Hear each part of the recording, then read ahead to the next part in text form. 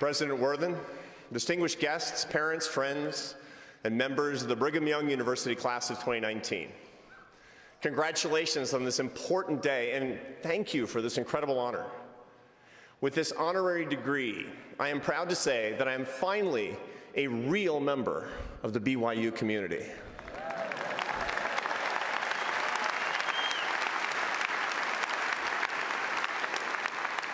I have to confess that up to this point, I've only ever impersonated a member of the BYU community.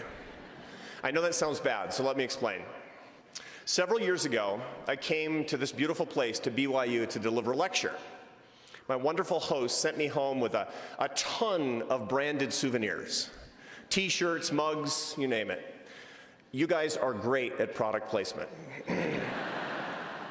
One particularly nice gift that I got that day was a briefcase, and it had BYU emblazoned across the front. Now, as it happened, I actually needed a new briefcase, but I kind of hesitated to use it because of the logo. It felt a little weird, like false advertising. See, I'm not a member of the faculty of BYU, nor am I a member of the Church of Jesus Christ of Latter-day Saints. I'm a Catholic.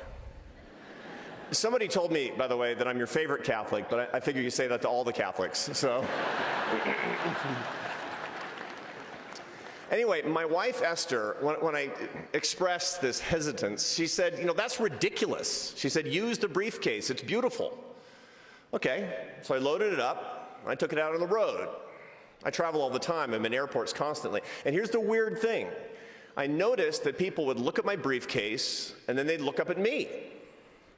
And they'd have this weird look on their face, like, I've never seen an aging hipster Mormon before. Excuse me, Latter-day Saint.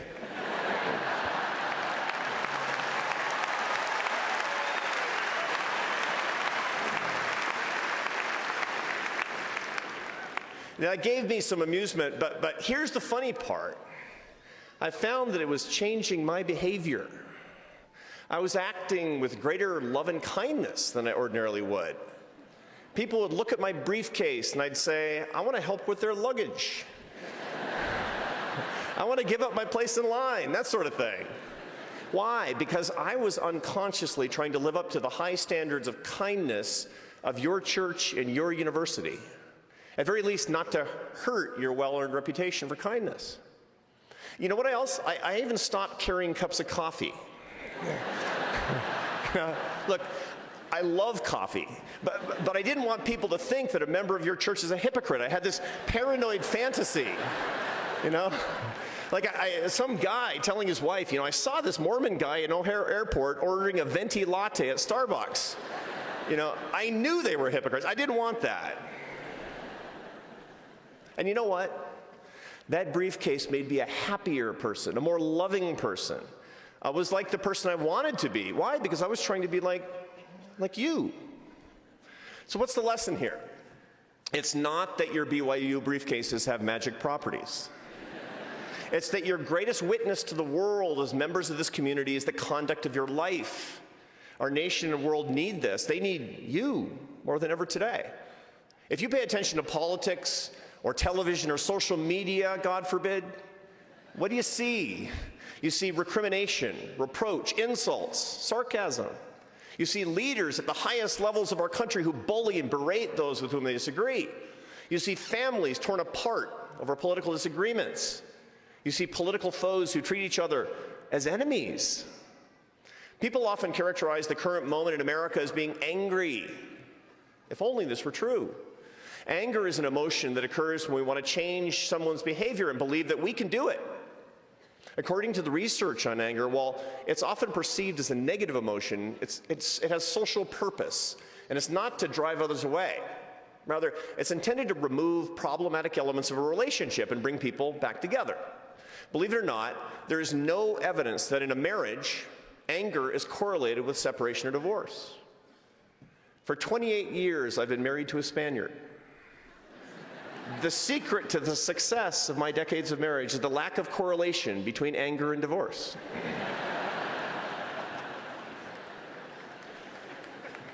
The problem, my friends, is not anger, it's contempt. In the words of the 19th century philosopher Arthur Schopenhauer, contempt is the unsullied conviction of the worthlessness of another person. The destructive power of contempt is well documented in the work of famous social psychologist and relationship expert John Gottman, who teaches at the University of Washington in Seattle. Over the course of his work, Gottman has studied thousands of married couples. The biggest warning signs of divorce, he explains, are indicators of contempt. These include sarcasm, sneering, hostile humor, and worst of all, eye rolling. I have teenage kids. I see lots of eye rolling.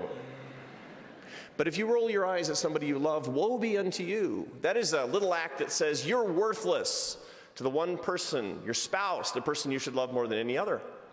You want to see if a couple will end up in divorce court? Watch them discuss contentious topics and see if either partner rolls his or her eyes. And just as contempt ruins a marriage, it can tear a country apart. America has developed a culture of contempt, a habit of seeing people who disagree with us not merely as incorrect or misguided, but as worthless. This is causing incredible harm to our country. 1 in 6 Americans have stopped talking to close friends or family members over politics since the 2016 election. Millions are organizing their social lives and curating their news and information to avoid hearing viewpoints differing from their own. Ideological polarization is at higher levels than at any time since the American Civil War. Listen now. Listen to the words of Church President Russell M. Nelson. Quote, "Hatred among brothers and neighbors has now reduced sacred cities to sites of sorrow," unquote. He said this in 2002. Today, it's even truer, isn't it? And this is harming more than our nation. Remember that America is a beacon of hope for the rest of the world. We are an example of democratic capitalism that has pulled 2 billion of our brothers and sisters out of starvation-level poverty over the past half-century alone. This is a nation that's attracted you or your ancestors with a promise of equal opportunity, religious freedom, and a good life for you and your family. When America is torn apart, we become incapable of living up to the plan, the holy plan for our nation, which is to shine a light for the rest of the world. So what do we need? Some say we need to agree more, but that's wrong. Disagreement is good because competition is good. It makes us sharp and strong, whether in sports, politics, economics, or in the world of ideas. We don't need to disagree less. We need to disagree better. Other people say we need more civility, but that's wrong too. Civility is a hopelessly low standard for us as Americans. Imagine I told you that my wife Esther and I are civil to each other. You'd say to get some counseling.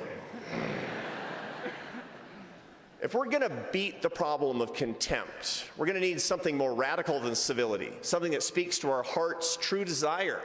We need love, which was defined by Thomas Aquinas as to will the good of the other. We need a new generation ready to model lives of love in the midst of the culture of contempt. We need young people who can live out in today's culture the words of the book of Helaman, chapter 5.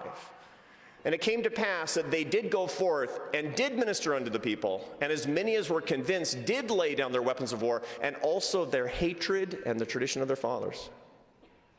He was talking about you. Make no mistake, this isn't easy to do. It requires people who will not run away from the problem, who are unafraid to infiltrate the culture of contempt, who are capable of modeling a better sense of value and values. This requires the agility to be in the culture but not of it. When you think of it, it's kind of like missionary work, isn't it? Missionaries have the training and experience to participate in society without getting sucked into its pathologies.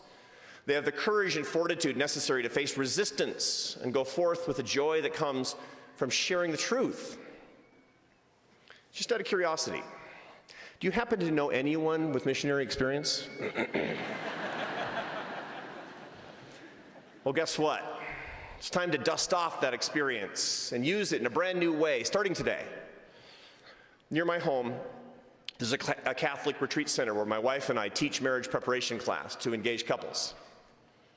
In the chapel, there's a sign posted over the door, but not the door coming in. It's posted over the door before you go out into the parking lot. It's written for people to look at as they're leaving. Here's what it says. You are now entering mission territory.